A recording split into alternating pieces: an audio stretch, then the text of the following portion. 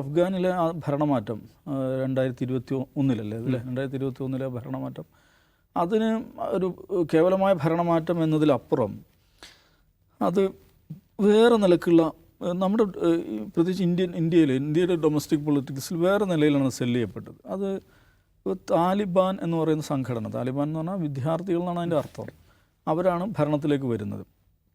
അപ്പോൾ അതിനുശേഷം നമ്മൾ ഇന്ത്യയിലെ സൈബർ സ്പേസ്, ഇന്ത്യയിൽ മൊത്തത്തിലുള്ള ഒരു എന്താ പറയുക ഒരു പബ്ലിക് ഡിബേറ്റ് എന്നെടുത്ത് നോക്കിയാൽ താലിബാൻ എന്നുള്ളത് ഇവിടെ തങ്ങൾക്ക് ഇഷ്ടമില്ലാത്തവരെ ചീത്ത പറയാനും ആക്രമിക്കാനൊക്കെയുള്ള ഒരു വാക്കായി മാറുകയാണ്. ഒരു പ്രധാനപ്പെട്ട ഒരു ഇസ്ലാമോഫോബിക് സ്ലറായി മാറുകയാണ് ഇത്.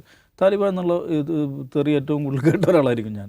അപ്പോൾ ഇഷ്ടമില്ലാത്ത കാര്യങ്ങൾ പറയുന്നവർ, പ്രത്യേകിച്ച് അവർ മുസ്ലിം ബാക്ക്ഗ്രൗണ്ടുള്ള ആളുകളാണെങ്കിൽ അവരെ ചീത്ത പറയാൻ ആക്രമിക്കാൻ ഉപയോഗിക്കുന്നൊരു വാക്കായി മാറി. അപ്പോൾ 1996 താലിബാൻ 96 താലിബാൻ ആദ്യമായിട്ട് അഫ്ഗാനിൽ അധികാരത്തിലെത്തുന്നത്. അന്ന് മനസ്സിലാക്കേണ്ട കാര്യം 94 കണ്ടഹാറിൽ രൂപീകരിക്കപ്പെട്ട ഒരു ചെറിയ വിദ്യാർത്ഥികളുടെ ചെറിയൊരു ഫോർമേഷനായിരുന്നു താലിബാൻ എന്ന് പറയുന്നത്. പക്ഷേ വളരെ പെട്ടെന്ന് അവർ കാബൂളിലേക്ക് മാർച്ച് ചെയ്യുന്നു, നഗരങ്ങൾ പിറകെ നഗരങ്ങൾ പിടിച്ചെടുക്കുന്നു, കാബൂൾ പിടിച്ചെടുക്കുന്നു, അഫ്ഗാൻ അധികാരം പിടിച്ചെടുക്കുന്നു. അപ്പോൾ അത് എന്താണെന്ന് വെച്ചാൽ അത് അത്ഭുതകരമായുള്ള വിസ്മയകരമായുള്ളൊരു സംഭവമാണത്. ആർക്കും അറിയാത്തൊരു സംഘം പൊടുന്നനെ വന്ന് രാജ്യം കീഴടക്കുന്നു. അപ്പോൾ അതേക്കുറിച്ച് മലയാളത്തിലൊരു പത്രം വിസ്മയം എന്നെഴുതിയതിൻ്റെ പേരിൽ, ആ ഒരൊറ്റൊരു വാക്കിൻ്റെ പേരിൽ കേരളത്തിലെ ഇടതുപക്ഷവും സംഘീപക്ഷവും അവർ പ്രചരിപ്പിച്ച ഇസ്ലാമോഫോബിക് സ്ലർ എത്രയാണെന്ന് ആലോചിച്ച് നോക്കിയാൽ ഇതേ വാക്ക് ഒട്ടനവധി ഇംഗ്ലീഷ് പ്രസിദ്ധീകരണങ്ങൾ, എന്താണ് സർപ്രൈസ് വിക്ടറി അല്ലെങ്കിൽ സർപ്രൈസ് ഒഫൻസീവ് എന്നൊക്കെയുള്ള വാക്കുകൾ നിരവധി ഇംഗ്ലീഷ് പത്രങ്ങൾ അവരുടെ എഡിറ്റോറിയലുകൾ വരെ ഉപയോഗിച്ചിട്ടുണ്ട്. പക്ഷേ ഈ ഒരൊറ്റ കേരളത്തിൽ താലിബാൻ എന്ന് പറയുമ്പോൾ അതിൻ്റെ കൂടെ വരുന്ന വാക്ക് എന്താണ്? വിസ്മയം എന്നുള്ളതാണ്. അപ്പോൾ ആ നിലക്ക് ഇന്ത്യൻ ലോക്കൽ മാർക്കറ്റിൽ അതിഭയങ്കരമായിട്ട് സെല്ല് ചെയ്യപ്പെട്ടൊരു ഹെയ്റ്റ് പ്രോഡക്റ്റാണ് താലിബാൻ എന്നൊരു വാക്ക്. അതുകൊണ്ടാണ് ഈ അമീർ ഖാൻ മുത്തക്കി ഇവിടെ വരുന്നു എന്നുള്ളതൊക്കെ വലിയ രീതിയിൽ വാർത്തയാവുന്നത്, വലിയ രീതിയിൽ ചർച്ച ചെയ്യപ്പെടുന്നത്. കാരണം അങ്ങനെ നമ്മളൊരു മോൺസ്റ്റർ, ഒരു ഡീമൺ ആക്കി വെച്ചിരിക്കുന്ന ഒരു സാധനം, അതിൻ്റെ പ്രതിനിധി, അതിൻ്റെ ഒരു വിദേശകാര്യമന്ത്രി ഇങ്ങോട്ട് വരുന്നു എന്ന് പറയുമ്പോൾ ഇവിടെ അത് ഭയങ്കര എംബരാസ്മെൻറ്റ് ഉണ്ടാകുന്നൊരു സംഗതിയാണ്. അതിലപ്പുറം അതിലൊരു കഥയുമില്ല. കാരണം ഇന്ത്യയും അഫ്ഗാനും തമ്മിലുള്ള ബന്ധം എന്ന് പറഞ്ഞാൽ പരമ്പരാഗതമായിട്ടുള്ള ബന്ധമാണ്. ഇനി ഈ പറയുന്ന താലിബാൻ 2 ശേഷം ഇന്ത്യ വളരെ റിലേഷൻഷിപ്പ് നിലനിർത്തുന്നുണ്ട് അഫ്ഗാനിസ്ഥാനായിട്ട്. ഈ 2025 തന്നെ വിക്രം മിസ്രി ഈ ആമിർ ഖാൻ മുത്തക്കിയെ കാണുന്നുണ്ട് ദുബായിൽ വെച്ച്. നമ്മുടെ ജയശങ്കർ വിദേശകാര്യമന്ത്രി അദ്ദേഹമായിട്ട് ഫോണിൽ സംസാരിക്കുന്നുണ്ട്. അന്ന് നമ്മൾ ഈ വിഷയം ഔട്ട് ഓഫ് ഹൗസ് ചർച്ച ചെയ്തതാണ്. അതിൽ ഒരു കാര്യം എന്ന് വെച്ചാൽ ഇന്ത്യയെ സംബന്ധിച്ചിടത്തോളം അഫ്ഗാനുമായിട്ടുള്ള ബന്ധം അത് വളരെ പ്രധാനമാണ്, വളരെ നിർണായകമാണ്. കാരണം എന്താണെന്ന് വെച്ചിട്ടുണ്ടെങ്കിൽ നോക്കൂ, നമ്മൾ ഈ ഇറാനിലൊരു ഷബാർ പോർട്ട് എന്ന് പറഞ്ഞിട്ടൊരു പോർട്ട് മെയിൻറ്റെയിൻ ചെയ്യുന്നുണ്ട്. ആ ഷബാർ പോർട്ട് എന്തിനാണ് നമ്മൾ മില്യൺ കണക്കിന് ഡോളർ മുടക്കി അവിടെ ഉണ്ടാക്കി അത് മെയിൻറ്റെയിൻ ചെയ്യുന്ന അറിയോ? സെൻട്രൽ ഏഷ്യയിലേക്കുള്ള നമ്മളെ കവാടമായിട്ടാണ്. സെൻട്രൽ ഏഷ്യ എന്ന് പറയുമ്പോൾ വലിയൊരു വാസ്റ്റ് ഏരിയയാണ്. സെൻട്രൽ ഏഷ്യ മാത്രമല്ല, ഈ പറയുന്ന തുർക്കിസ്ഥാൻ, താജിക്കിസ്ഥാൻ, കസാക്കിസ്ഥാൻ എന്നൊക്കെ പറയുന്ന റിപ്പബ്ലിക്കുകൾ, ദെൻ ടു റഷ്യ, അതിലേക്കുള്ള നമ്മുടെ ട്രാൻസിറ്റ് എങ്ങനെയാണ്? നമുക്ക് ഇന്ത്യയിൽ നിന്ന് ലാൻഡ് വഴി ഒരൊറ്റ വഴിയേ ഉള്ളൂ, പാകിസ്ഥാനിലൂടെ പോകണം. അത് നടക്കില്ല. അതിൽ നമ്മൾ ഇൻവെസ്റ്റ് ചെയ്തിട്ട് കാര്യമില്ല. കാരണം ഒരിക്കലൊരു സ്റ്റേബിൾ റിലേഷൻഷിപ്പ് നമുക്ക് പാകിസ്ഥാനായിട്ട് ഉണ്ടാവില്ല.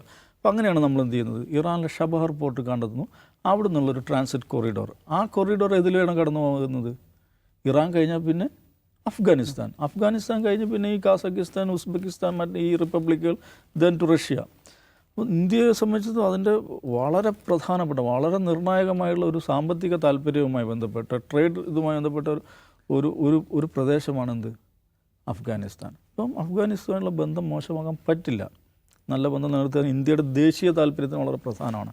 രണ്ടാമത്തെ ഒരു ഘടകം നമ്മൾ കാണേണ്ടത് ഈ 2020 ഭയങ്കര തമാശ കൂടിയാണ്. 2021 അഫ്ഗാനിൽ നിന്ന് അമേരിക്ക പോകുന്നു. അത് കാണുന്നത് 20 വർഷം അമേരിക്ക അവിടെ യുദ്ധം ചെയ്യുന്നു. എന്തിനാണ് യുദ്ധം ചെയ്ത്? എന്ത് കാര്യത്തിനാണ് അമേരിക്ക അവിടെ വന്നത് വെച്ചാൽ ഒരു കഥയുമില്ല. നമ്മുടെ നാട്ടിൽ പുരോഗമനവാദികളൊക്കെ പറഞ്ഞുകൊണ്ടിരുന്നത് വെച്ചാൽ അഫ്ഗാനിസ്ഥാനിൽ സ്ത്രീകളെ ഭയങ്കരമായിട്ട് പീഡിപ്പിക്കുന്നു. അപ്പോൾ അതിൻ്റെ പേരിൽ അമേരിക്കൻ അധിനിവേശത്തെ ലെജിറ്റിമൈസ് ചെയ്ത ആളുകളാണ്. താലിബാൻ്റെ സ്ത്രീകളുമായി ബന്ധപ്പെട്ട നയം അങ്ങേയറ്റം റിഗ്രസീവാണ് എന്നുള്ള കാര്യത്തിൽ ഒരു സംശയമില്ല. എന്ന് മാത്രമല്ല അത് ശരിയല്ല. സ്ത്രീകളുമായി ബന്ധപ്പെട്ട് നിങ്ങൾ പുലർത്തുന്ന സമീപനം അവസാനിപ്പിക്കണമെന്ന് താലിബാനോട് ഏറ്റവും ശക്തമായി ആവശ്യപ്പെട്ടിട്ടുള്ളത് ലോകത്തെ മുസ്ലിം രാജ്യങ്ങളാണ്. മുസ്ലിം രാജ്യങ്ങളുടെ സംയുക്ത പ്രതിനിധി സംഘം അവരെ പോയി കണ്ടിട്ടുണ്ട്. മുസ്ലിം പണ്ഡിതന്മാരുടെ സംയുക്ത പ്രതിനിധി സംഘം അവരെ പോയി കണ്ടിട്ടുണ്ട്. നിങ്ങൾ ഈ പരിപാടി നിർത്തി, ഇത് റിഗ്രസീവായിട്ടുള്ള ഇസ്ലാമിൻ്റെ തത്വങ്ങൾക്ക് ചേരാത്തതാണ്. പക്ഷെ എന്നതിൻ്റെ പേരിൽ ആ രാജ്യത്തെ പിടിച്ചെടുക്കുക, അധിനിവേശം ചെയ്യുക. 20 കൊല്ലം അമേരിക്ക ആ പ്രദേശത്ത് അധിനിവേശം ചെയ്തു. $2.5 ട്രില്യൺ അവർ ചിലവാക്കി. $2.5 ട്രില്യൺ 20 കൊല്ലം. 5000-ഓളം പേഴ്സണൽസ് അവർക്ക് നഷ്ടപ്പെട്ടു, അമേരിക്ക നഷ്ടപ്പെട്ടു. 2.5 ലക്ഷം അഫ്ഗാനികൾ അവർ കൊന്നു ഈ അധിനിവേശം നിലനിർത്താൻ വേണ്ടി. ഇത്രയും മാരകമായ അധിനിവേശത്തെ പക്ഷേ ഇവർ ചെറുത്തു നിന്നു. അത് ഐതിഹാസികമായ ചെറുത്തുനിൽപ്പാണ്. അമേരിക്ക അവിടുന്ന് തിരിഞ്ഞു പോകേണ്ടി വന്നു. ഇതാണ് ഞാൻ പറയുന്നത്. 20 കൊല്ലം ഇത്രയും $2.5 ട്രില്യൺ ചിലവാക്കി തങ്ങൾ ഇത്രയും ആളുകളെ കൊലക്ക് കൊടുത്തിട്ട് അമേരിക്ക ഈ എക്സസൈസ് ചെയ്ത ശേഷം അവിടെ എന്താ ഉണ്ടായത്? അവിടെ ആദ്യം കടന്നു വന്നതാരാ? കാബൂളിൽ ആദ്യം ലാൻഡ് ചെയ്തത് ആരാണ്? ചൈനക്കാരാണ്. അപ്പോൾ ഇതിൽ വിഡ്ഢിത്തൊന്ന് ആലോചിച്ച് നോക്കുക. അമേരിക്ക ഇത്രയും ഇൻവെസ്റ്റ് ചെയ്ത് ഇത്രയും പണിയെടുത്തിട്ട് സംഭവിക്കുന്നത് എന്താണ്? അമേരിക്കയുടെ ഏറ്റവും നമ്പർ 1 അഡ്വേഴ്സറി ആയിട്ടുള്ള ചൈനയുടെ കളിത്തൊട്ടിലായി എന്ത് മാറി? അഫ്ഗാനിസ്ഥാൻ മാറി. അവർക്ക് ഈ പറയുന്ന പുരോഗമന ഭാരങ്ങളൊന്നും ഉണ്ടായില്ല. അവർക്ക് അവരുടെ ദേശീയ താല്പര്യങ്ങളായിരുന്നു. അവർ വളരെ പെട്ടെന്ന് കാബൂളിൽ അവരുടെ ഓഫീസുകൾ സെറ്റപ്പ് ചെയ്തു. വളരെ നല്ല ബന്ധം. താലിബാൻ്റെ ആളുകൾ അങ്ങോട്ട് പോകുന്നു. അതെന്താണ്? ചൈനയെ സംബന്ധിച്ചിടത്തോളം അവരൊരു ബാക്ക് യാർഡ് എന്നുള്ള നിലയ്ക്ക് അവർ ഉപയോഗിക്കുകയാണ്. അതിൽ വളരെ പ്രധാനപ്പെട്ട വേറെയും ചില കാര്യം ഞാൻ മുമ്പ് പറഞ്ഞത് ലിഥിയം റിസർവ് എന്ന് പറയുന്നത് ലോകത്ത് ഏറ്റവും അധികം ലിഥിയം റിസർവ് ഉള്ള ഒരു സ്ഥലമാണ്. അൺടാപ്ഡ് ലിഥിയം റിസർവ് ഉള്ള സ്ഥലമാണ് അഫ്ഗാനിസ്ഥാൻ. ഇനി വരാൻ പോകുന്നത് എന്ന് വെച്ചാൽ ഈ ഇലക്ട്രോണിക് EV കാറുകളുണ്ടല്ലോ, എന്താണ് ഇലക്ട്രോണിക് കാറുകളുടെ കാലമാണ്. അപ്പോൾ അതിലേറ്റവും ഫ്യൂച്ചർ സൗദി അറേബ്യ എന്ന അഫ്ഗാനിസ്ഥാനെ കുറിച്ച് പറയുന്ന ആളുകളുണ്ട് ഈ ലിഥിയം റിസർവിൻ്റെ പേരിൽ. അപ്പോൾ അതൊക്കെ കണ്ടുകൊണ്ട് ചൈന വളരെ നല്ല ബന്ധം ഉണ്ടാക്കി. എന്ന് പറഞ്ഞാൽ എന്താണ്? ഇന്ത്യയെ സംബന്ധിച്ച് അത് എഗൈൻ ഒരു പ്രശ്നമാണ്. കാരണം ഇന്ത്യയുടെ അഡ്വൈസറിയുള്ള ചൈന നമ്മളുടെ ഒരു പരമ്പരാഗതമായ സുഹൃത്ത് രാജ്യത്ത് അവർ കയറി കളിക്കുകയാണ്. ആ നിലക്കും ഇന്ത്യയെ സംബന്ധിച്ചിടത്തോളം എന്താണ്? അഫ്ഗാനിസ്ഥാൻ കൈവിട്ടു പോകാതിരിക്കുക എന്നുള്ളത് വളരെ പ്രധാനമാണ്. അപ്പോൾ അതുകൊണ്ട് ഞാൻ പറയുന്നു, കേന്ദ്ര ഗവൺമെൻറ് നടത്തിക്കൊണ്ടിരിക്കുന്നത് വളരെ പോസിറ്റീവായ സ്റ്റെപ്പുകളാണ്. എൻഗേജ് ചെയ്യാൻ പറ്റാവുന്നവരായിട്ടൊക്കെ എൻഗേജ് ചെയ്യുക എന്നുള്ളതാണ് ഡിപ്ലോമസിയിൽ ഉണ്ടാകേണ്ടത്. പക്ഷേ ഇതിലൊരു കൗതുക ഘടകം എന്താണെന്ന് വെച്ചാൽ നമ്മൾ സുമേഷ് കാവിപ്പാട് എന്ത് ചെയ്യുന്നുള്ളതാണ്. കാരണം സുമേഷിനെ സംബന്ധിച്ചിടത്തോളം അയാളുടെ ഡിക്ഷണറിയിലെ ഏറ്റവും മാരകമായുള്ള തെറിവാക്കാണ് താലിബാൻ എന്ന് പറയുന്നത്. അതിലേറ്റവും മുത്തക്കിയായിട്ടുള്ള ഒരാളെയാണ് ജയശങ്കർ വിളിച്ചു കൊണ്ടുവരുന്നത്. ആമിർ ഖാൻ മുത്തക്കി കൊണ്ടുവരാണ്. ഇത് നമ്മൾ ഡിപ്ലോമാറ്റിക്കലി സംസാരിക്കുകയാണെങ്കിൽ വളരെ ഗംഭീരമായിട്ടുള്ള ഏതൊരു രാജ്യവും ചെയ്യേണ്ടതാണ്. അതെന്താണെന്ന് ചോദിച്ചാൽ ഡിപ്ലോമസിയിലെ അടിസ്ഥാനം എന്ന് പറഞ്ഞാൽ അതാത് രാഷ്ട്രങ്ങളുടെ അവരുടെ താല്പര്യങ്ങളാണ്. ആ താല്പര്യങ്ങൾ നോക്കൂ, ഒരു രാജ്യം പുലർത്തുന്ന ഉന്നതമായിട്ടുള്ള നൈതിക മൂല്യങ്ങൾ, ജനാധിപത്യ മൂല്യം, അത് വളരെ പ്രധാനമാണ്. അത് നമുക്ക് പ്രസ് ചെയ്യുകയും ചെയ്യാം, നിശ്ചയമായിട്ട് പ്രസ് ചെയ്യുകയും ചെയ്യാം. പക്ഷെ അതുപോലും ഇപ്പം അഫ്ഗാനിസ്ഥാനിൽ നമുക്കറിയാം താലിബാൻ ഭരണകൂടം അവരുടെ പല സമീപനങ്ങളോടും അതിനകത്ത് തന്നെ വലിയ ഫ്രിക്ഷൻസ് ഉണ്ട്. ഇപ്പോൾ ഈ 2025 ജൂലൈയിലാണ് അവരുടെ ഡെപ്യൂട്ടി ഫോറിൻ മിനിസ്റ്റർ നാട് വിട്ടുപോയി. ഈ സ്റ്റാനിസ്കായ് എന്ന് പറയുന്ന ആൾ, ഹബീബ് മുഹമ്മദ് സ്റ്റാനിസ്കായ്. പുള്ളി എന്തിനാണ് പോയത്? ഈ പെൺകുട്ടികളുടെ വിദ്യാഭ്യാസവുമായി ബന്ധപ്പെട്ട് എടുക്കുന്ന സമീപനം ശരിയല്ല എന്ന നിലപാട് അയാൾ പരസ്യമായി സ്വീകരിച്ചു.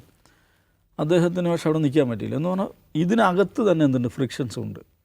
ഈ പറയുന്ന ultra conservative position, ultra orthodox position എടുക്കുന്നതിനെതിരായിട്ടുള്ള വലിയൊരു ഒരു ഭാഗം ഇതിനകത്ത് തന്നെയുണ്ട്, ഈ താലിബാനകത്ത് തന്നെയുണ്ട്.